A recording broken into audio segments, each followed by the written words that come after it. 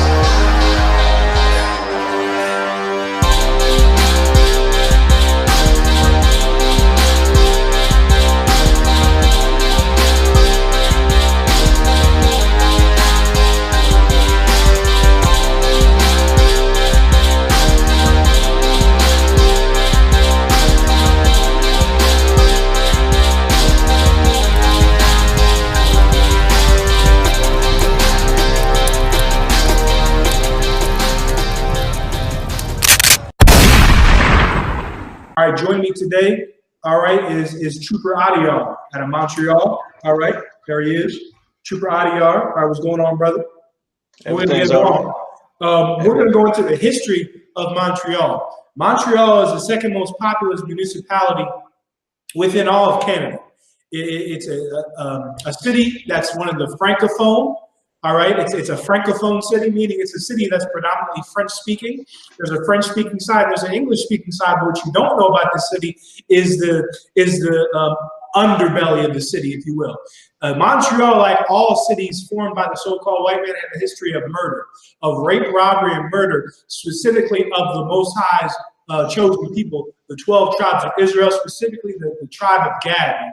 Did you know that Montreal, the name Montreal, for those of you that don't know, the name Montreal comes from Mount Royal, or Montreal in the French tongue, right, which means Royal Mount.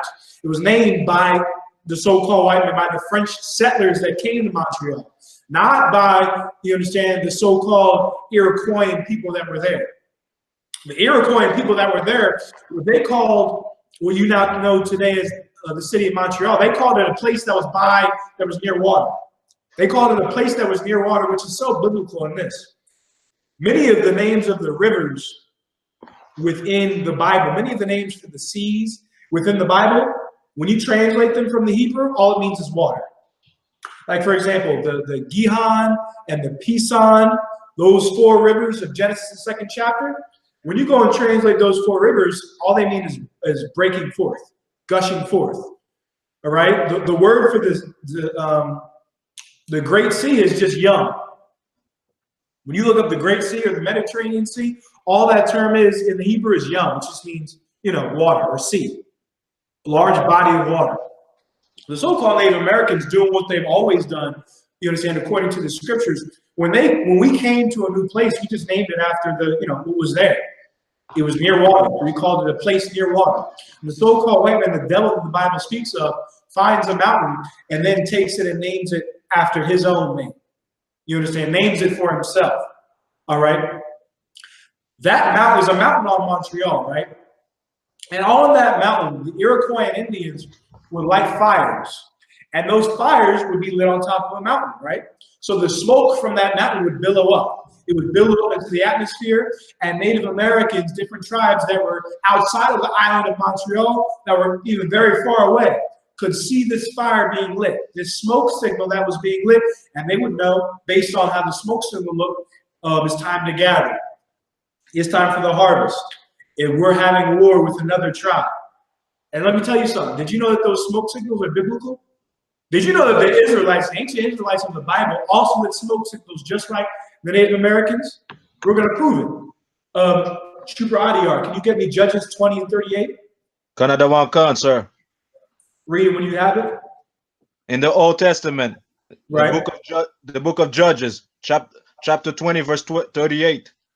Now there was an appointed sign between the men of Israel and the liars in wait. Stop. Now there was an appointed sign between the men of Israel and the liars in wait. So there was a sign between the men of Israel, the Israelites, you understand, that were about to make war with Benjamin, and the liars in wait. There was an appointed sign. What was that appointed sign? Read on. That they should make a great flame with smoke rise up what? a great flame with smoke. They should make a what? A great flame with smoke. They should rise make up. Hold on one second. They shall make a great flame with smoke. What does that sound like? That sounds like a damn smoke signal, man. That's right. That sounds like a smoke signal. And the ancient Israelites, they made smoke signals. And the so-called Native American Indians on Montreal made smoke signals. Why? Because the Native American Indians of the island of Montreal are the lost 12 tribes of the children of Israel, man. Those brothers and sisters you see starving to death in the subways, strung out on every kind of drug you can find. I know those brothers are destroyed, but the Bible says that those brothers on the subway, those brothers strung out on meth, destroying the Native American reform schools, they're gonna rise up and they're gonna overcome the man that overcame them.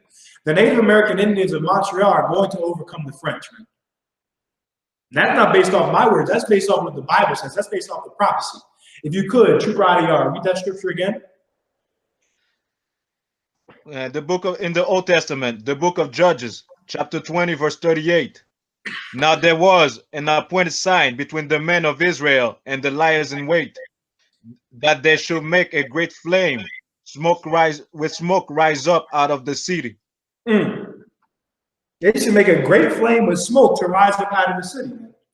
A great flame of smoke, and that's the same thing that was being done on what you know today as Montreal, the Royal Mount. On the highest mountain of the island of Montreal, which is just west of the downtown area, there was a large mountain that the Native Americans would light to alert other tribes near roundabout about different situations that were going on. They would communicate just like the men of Israel communicated in the book of Judges, the 20th chapter. The Native Americans of Ottawa, of Thunder Bay, of Montreal are the Israelites. All right? And the history of Montreal is that Montreal was once owned by the Native Americans and it was stolen from them by the hands of the so-called white man, who is the devil the Bible speaks of, the liar, the murderer. He murdered them and put them on damn methamphetamine, man, ran them into the damn subways. But Montreal was the Native American Indians. When they were simply lighting smoke signs, you understand, to alert other tribes, now there's whorehouses and brothels in Montreal when the white man took it over. Drop that, get me on Genesis 49:13. Genesis 49, Genesis, the 49th chapter, the 13th verse. Montreal is an island that was owned, that was the Native Americans' island. And it was stolen from them by violence by the French. What the French did was they did what they always did. And what the white man always does today. The so-called white man pitted Native American tribes against Native American tribes to create infighting, just like he does in hoods across Canada today. Just like he does in Winnipeg, just like he does in Edmonton, just like he does in Native American Indian reservations in the United States. He pits Native Americans against each other with drugs, all right, with prostitution, etc. Watches us kill each other, and then he steps in and stamps his flag, Montreal, Vive la France. Well, he's the devil the Bible speaks of, and he got Montreal with violence. But guess what? God says something about the Native Americans that he's overcome, that he's totally destroyed. What's going to happen to them? Read.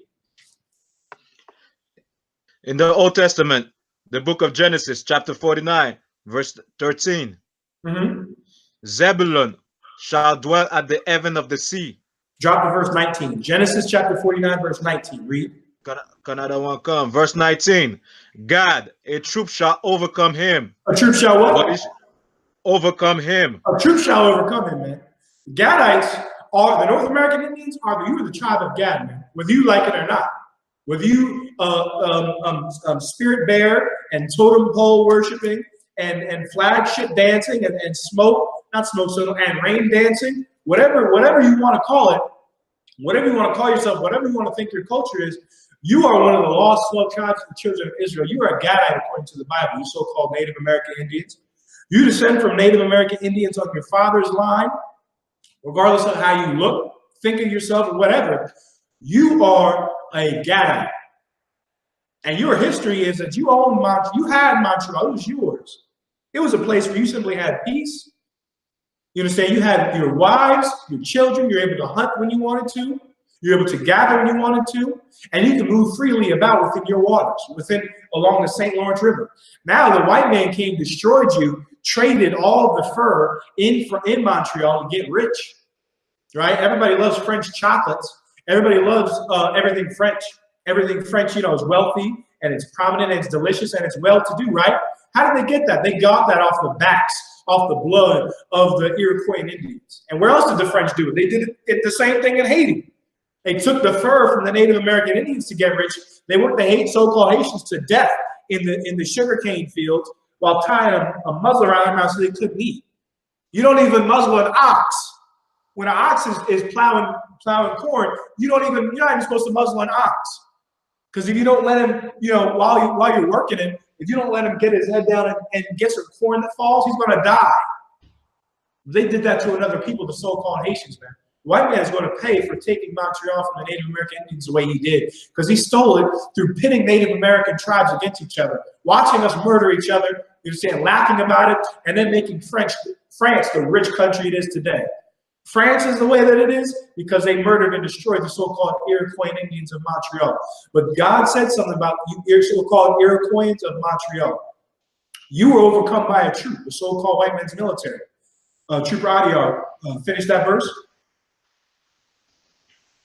But it shall overcome at the last. But even though you were destroyed, even though your parents are strung out on meth, even though you've been moved from Montreal and moved all around to Thunder Bay and doing God knows what for money, just to live, strung out on meth, strung out on cocaine, the Most High said, you will overcome at the last, man. When the one you know as Jesus Christ, or Yahweh, when he returns, Native American Indians will overcome because they're going to be given the power to overcome the French. They're going to overcome the France's military, the France's intelligence forces, the French's, police forces, everything when Judgment Day occurs, when the one you know as Christ returns, man. Montreal was stolen from the North American Indians. They were murdered so that the Frenchmen could trade furs to make Montreal the rich and beautiful city it is today. He's going to pay for that, man. That's the history of Montreal. All right, we're the ISUPK. With that being said,